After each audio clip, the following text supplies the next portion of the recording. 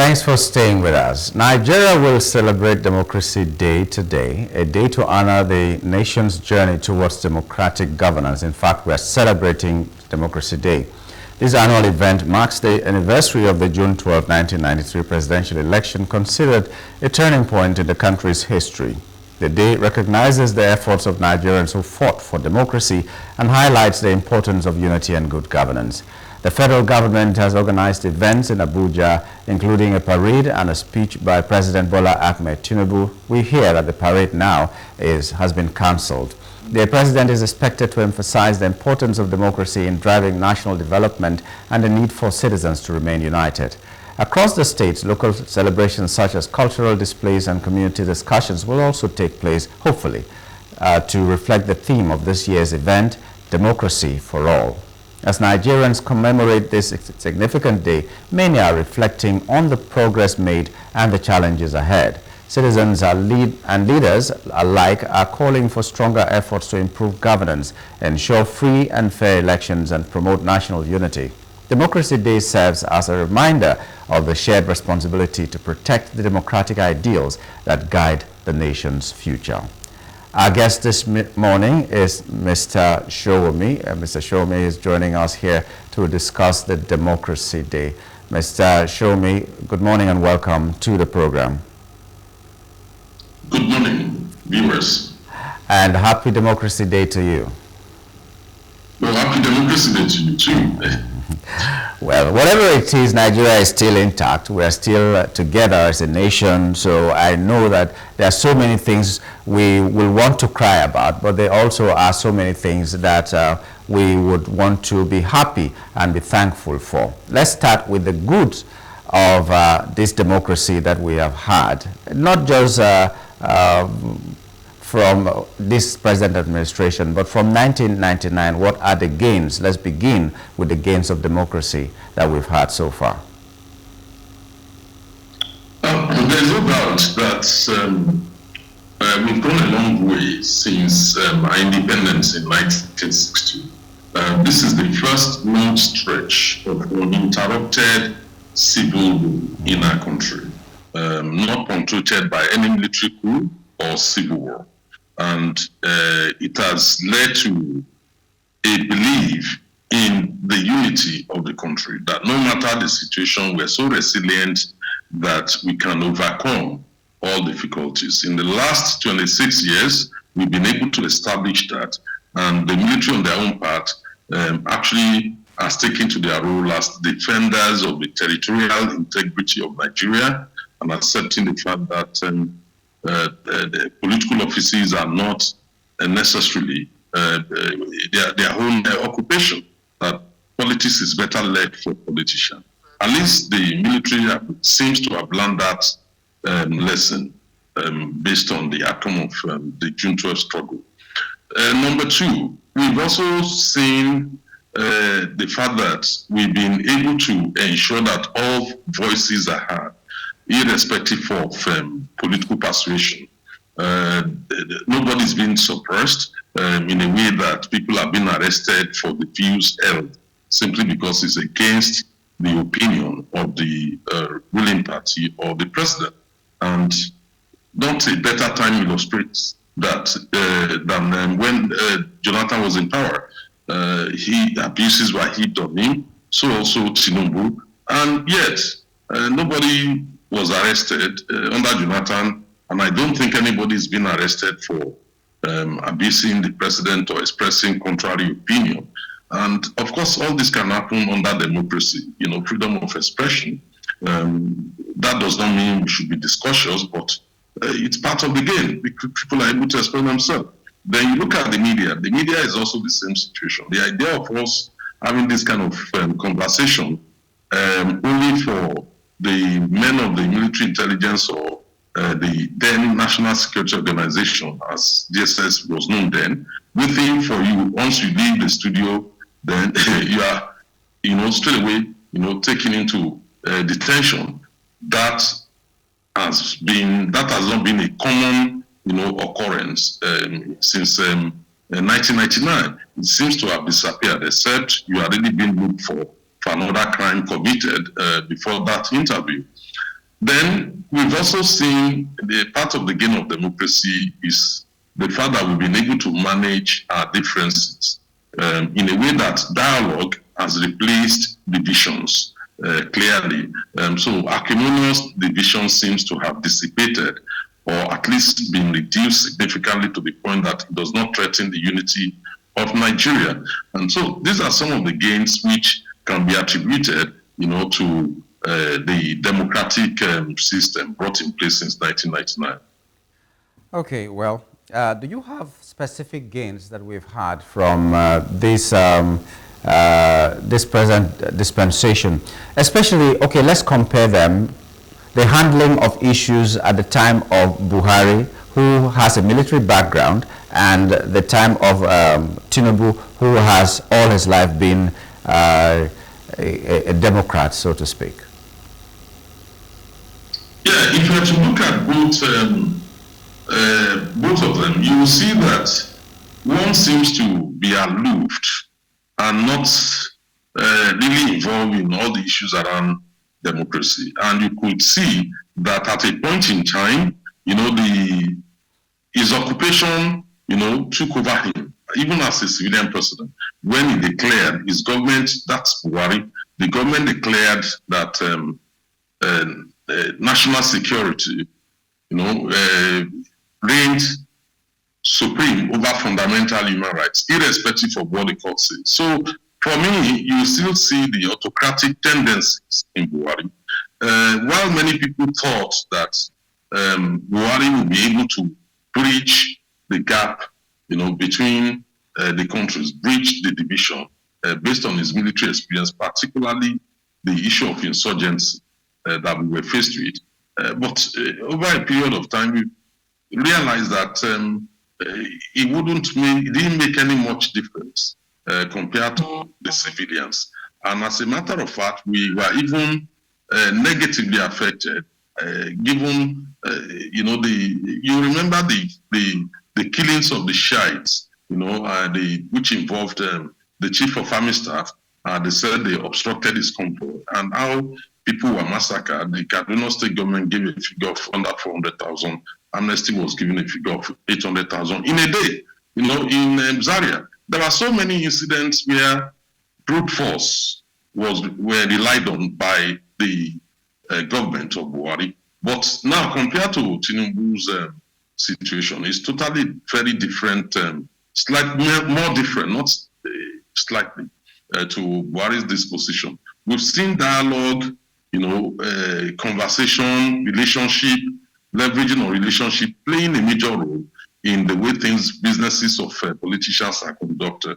And that is why you see some people saying, oh, are we heading towards a civilian autocracy, given the fact that the civil engagement amongst politicians, seems to be attractive to those politicians and make them more, attractable to APC. That is the Tinubu pulling factor. And we've also seen situations where the president had not reacted. In fact, he came out and said he doesn't mind when people abuse him, he just simply ignore them. And we've seen how he's been able to pull back from a decision, equal decision, to invade, to launch a military campaign against the Niger Republic, to force Niger, to restore the civil rule, but only to be moved by expressions within the country. And as the chairman of ECOWAS, who sat over that decision, he immediately pulled back.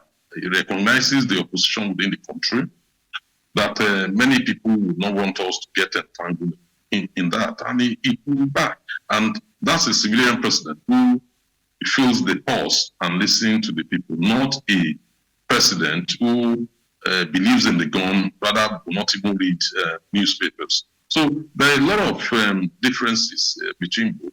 We've also seen situations where instead of being aloof, right from day one, Tinubu decided to bite the bullet, by removing subsidy and then floating the naira. There are a lot of disagreement or controversy surrounding these two pillar policies, but there's no doubt it has been able to pull us back from the brink economic collapse, which Buhari led the country into. So whether one agrees with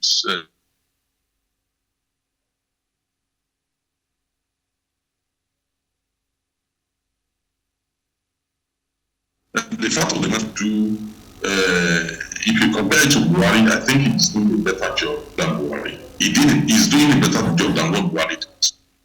Okay.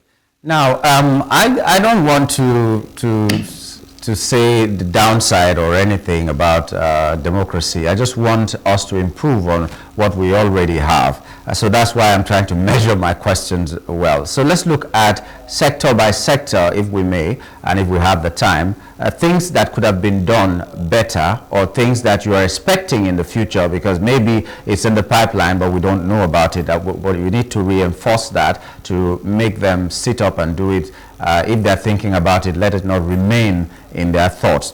Now, let's look at power, for instance. What is happening in power that you think could have been done better, or are you comfortable with how it is right now?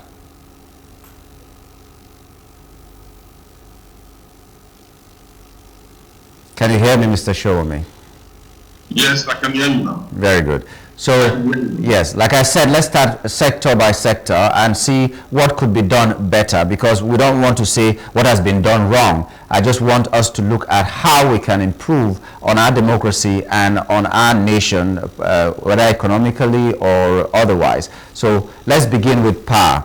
What could have been done in power, or what can be done in power to make sure we have a better power sector to serve us, because it is also affecting a lot of things, not just the naira floating and the fuel subsidy removal, but budding industries may not even be surviving well because of the power situation that we have. So what do you think could have been done better, or what do you think should be done differently to make that sector more stable? Well, since 1985-86, since the days of Edmund Dakuru as a Minister of Power, we've been talking about generating 6,000 megawatts a day.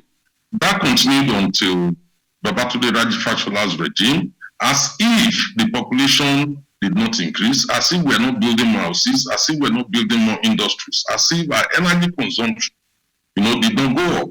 And we kept on insisting on 6,000 megawatts. And what eventually happened is, during that time, we were not even interested in the transmission lines. The transmission lines are already over 55 years old, and therefore less efficient and keeps breaking down from time to time. So rather than fixing the problems, not until Buhari's regime, that later part of the regime, that the realization came to us that, look, hang on a minute, we do not have the resources to invest in generating electricity. So why not encourage the private sector to come in? Now, for the private sector to come in, 6,000 megawatts will not be attractive, to the major players. I mean, when you talk about countries like General Electric, Siemens, they won't touch anything less than 20,000 megawatts for obvious reasons, because they need to get the funds from international finance market, and of course it's a lot of money, and they want to benefit from economies of large scale so that they can repay this money back as quick as possible. So not until then that we got Siemens involved. I don't know the stage we are now in terms of building, generating the 20,000 megawatts. Of course, that will not even be enough for a country like ours. South Africa is generating over 50,000 megawatts. So for us, that's highly insufficient still. Now, the other major problem is the transmission lines. They are over 50 years old, and increasingly we've been spending the true amount of money on them one way or the other. We have not even fixed 90% of them. So therefore, except we fix them, you continue to experience frequent national grid collapse. Now, what I think the government is trying to do now, which if my reading is correct, then they're on the right path. What they've done is to try and unbundle the power sector, by allowing anybody who can generate power, to generate it. And if you want to create your own grid distribution line, please go ahead and do so. Liberalizing that sector will help a lot, because what discourages many state governments from, investing in that sector is when I think it's Akwa Ibom and Lagos. when they created the independent power project, to some extent, Ubuntu had, you have to generate and pump it through the national grid. And therefore, it's not just for your own state, it's for the whole country. So that encouraged state indolence. And that state indolence, killed the state government's involvement in that sector. Now that climate is no more there. They're pursuing that. And if we're able to fix our transmission lines, which I think is what the government needs to face now, since the private sector are going into generation, government needs to fix those transmission lines. Without fixing them, we will still not be able to guarantee. What I mean by fixing is to replace them. We will not be able to guarantee power to all nooks and crannies and all states in the federation, because all states are not all the states have the resources, to embark on power projects. So, for me, the Tinubu's government needs to focus more on transmission lines. Now, let's look at another one that affects us all, our recruitment exercise, which is the electoral system. What better way could that be handled to make us have a more credible election than all the elections that we've been having? Because that is the beginning of everything, selecting the right leaders to carry on the mantle and do what we want them to do. Yeah, we got that wrong from day one. When you create parties with no ideological orientation, what you are saying is you are creating beds of the same feathers and just dividing them into several camps. And what that simply means is, because of lack of ideological content in the agenda, in the manifestos of the political parties, it is easier, to be in APC in the morning, in the afternoon be in PDP, and 9 months later in the night, you can be in Labour. And therefore, you find a kind of cross-carpeting that you think should not happen in our country. It's not the first time we've been having cross-carpeting, but they're totally different. If you look at the nature of the cross-carpeting that happened in the 60s, you realize that before the Civil War, it's not exactly the same. They are driven by orientations. Now, in our own situation, we got that wrong from the one. So we've created all the political parties emphasizing on the fact that they must have offices in all the states of the federation. So that immediately placed our political parties, in the hands of the super rich. And in fact, no emphasis was not even placed on members paying annual subscription. So we have the mega rich, owning the political parties. And that's how the issue of godfatherism, started. And because whoever pays the piper dictates the tune. So over a period of time, we started fine-tuning it and said, okay, you can only have, it's not all the states of the federation that you must have your offices, but Abuja alone, we started through courts, legal intervention. We started moderating those views. But already, it's too late. When a baby is born, you cannot abort the pregnancy again. So to start again, we need to restructure, our polity. Go and look at all the people getting public attention today who are angling for presidency. A lot of them are the mega rich. They are billionaires. They are not, millionaires in any area. They are not even people, of any proven business. Someone like Dangote or Tedola, whose reputation in the private sector, just like that you can be compared to the former Italian Prime Minister Berlusconi. That's not what we are talking about. We are talking about people who has made their money one way or the other through involvement in government. Now, apart from that, what we can do is also to listen to our population. We have a huge population in diaspora. If we've been talking about diaspora voting, but the National Assembly have never been able to amend the Electoral Act, to enable their involvement. So what we see is that those in diaspora cannot easily be influenced by the 500 naira, 1,000 naira, and 10,000 naira, which we tend to distribute, and therefore their votes, because of their huge population, could also influence any election. Our politicians seems not to be interested in that. So that's one thing we need to do. Then the other thing is to look at the issue of IRED.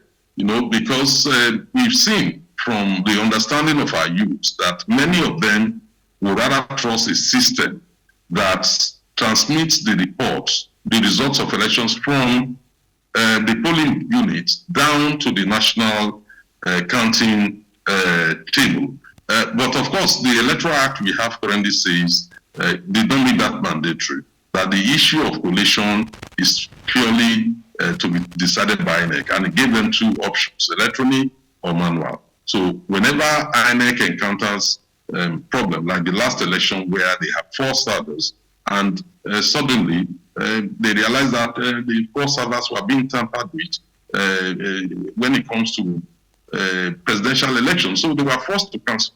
So that's INEC's claim at that time. Now, what the youths want is IREV, the ones.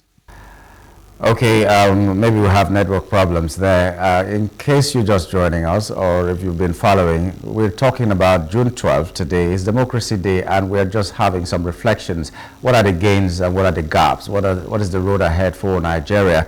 We just tried to look, after we looked holistically at what democracy has meant to us in Nigeria, particularly, we're trying to see how sector by sector we can make an improvement. No matter how much we may be disappointed in governance, especially by the fact that our leaders do not want to own up to their responsibility and do what is right. So many times they tell you that America took 200 years to become what they are today. This country took this much years and all that. Not knowing that these people have learned the lessons that we could have just borrowed from and not having to pass through that way anymore. And we know this, so it's very disappointing to use that as an excuse. Mr. Shomi, you were talking and I lost your audio at some point, but I can hear you now. Please just wrap that up and let's see if we can get 1 or 2 sectors before we finally... Also, what we also need to do is we need to ensure that we have vibrant political parties.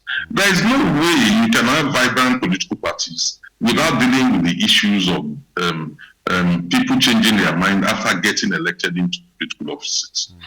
And the only way to do that is to ensure that political parties are clearly, aligned, whether as non-aligned or to the left or to the right. Or there's nothing wrong even creating a situation where somebody can get up and say, look, my political party, it's only about, I'm only interested in Shomolu local government, and I'm only fielding candidates in Shomolu local government. And that should not be a basis, to register that political party. Because what we do currently is, after some years, we tend to deregister political parties that seems not to have, I think, this 5% or share of the vote. No, it should not be on that basis. Nothing is wrong with somebody saying, we are forming a political party, we are only interested in councillorship. And they should be able to do that. That's what democracy provides.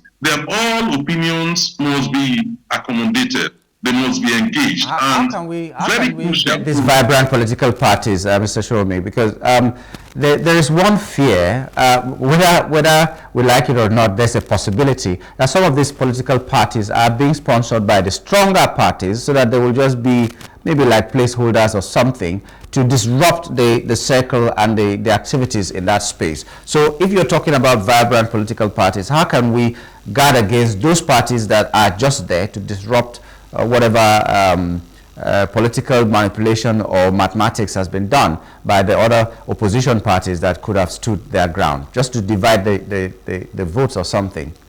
These parties exist, if you like, if you know.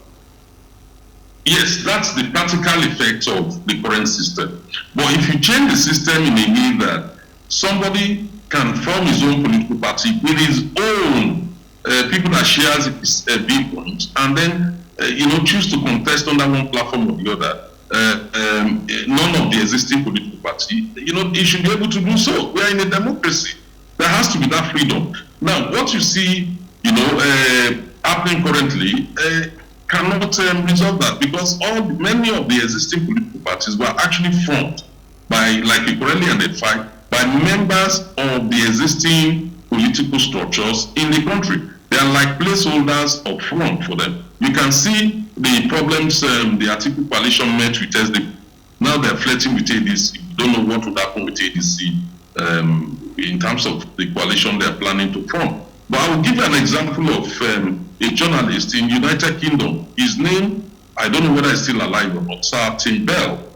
You know, he disagreed with his political party, the Liberal Democrats, and he chose to stand in an election on his own. And then he won, not only the first time, the second time. And that will tell you that even though all the three major parties lost that election, I will tell you that there should be a rule for independent candidacy if we really want to build a vibrant democracy.